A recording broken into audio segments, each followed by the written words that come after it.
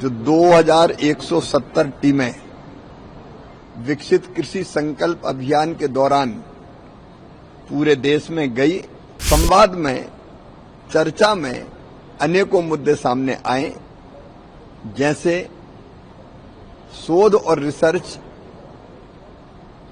जो जरूरत है किसान की उसके हिसाब से होना चाहिए। खेती में उत्पादन बढ़ाना और लागत घटाना है और किसान की आय बढ़ाना है और देश के अन्न के फल सब्जियों के भंडार भरने हैं। जो 2170 टीमें विकसित कृषि संकल्प अभियान के दौरान पूरे देश में गई, 60,000 से ज्यादा गांव में ये टीमें पहुंची और 1,45,00,000 से ज्यादा किसानों से संवाद किया।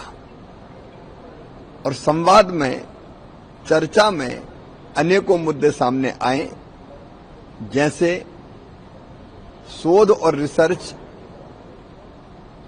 जो जरूरत है किसान की उसके हिसाब से होना चाहिए।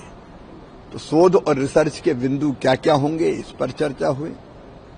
किसानों के सामने जमीन पर समस्याएं कैसी है और इसका वैज्ञानिक समाधान क्या हो सकता है, इस पर चर्चा हुई। किसानों ने कई इनोवेशन की है अपनी तरफ से, क्योंकि वो भी अनुभवी वैज्ञानिक है, तो उन इनोवेशन को और साइंटिफिक तरीके से परफेक्ट करके सब किसानों को उनका लाभ कैसे पहुंचाया जाए, इस पर बात हुई। बात ये हुई कि सीधे खेती में उत्पादन बढ़ाना और लागत घटाना है और किसान की आय बढ़ाना है और देश के अन्न के फल सब्जियों के भंडार भरने हैं।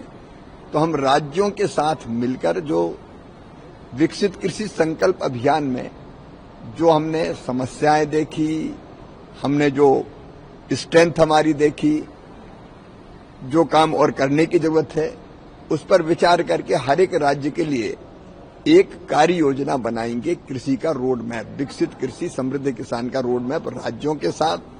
दूसरा हमने तय किया है अलग अलग जो फसल है हमारी, उस फसल के उत्पादन बढ़ाने में, लागत घटाने में, बीमारियों से मुकाबला करने में जो समस्याएं हैं, उन समस्याओं पर चर्चा हम क्रॉप वाइज करेंगे। जैसे 26 तारीख को हम सोयाबीन की फसल पर चर्चा इंदौर में हमारे सोयाबीन संस्थान में कर रहे हैं कि सोयाबीन की उत्पादकता कैसे बढ़े, जलवायु का मुकाबला कैसे कर पाए, क्लाइमेट चेंज का जो रोग लगते हैं एलोमोजिक जैसे, उसका कैसे मुकाबला करें, और भी उसमें वैल्यू एडिशन सोयाबीन का क्या हो सकता है, इस पर चर्चा हम इंदौर में करेंगे।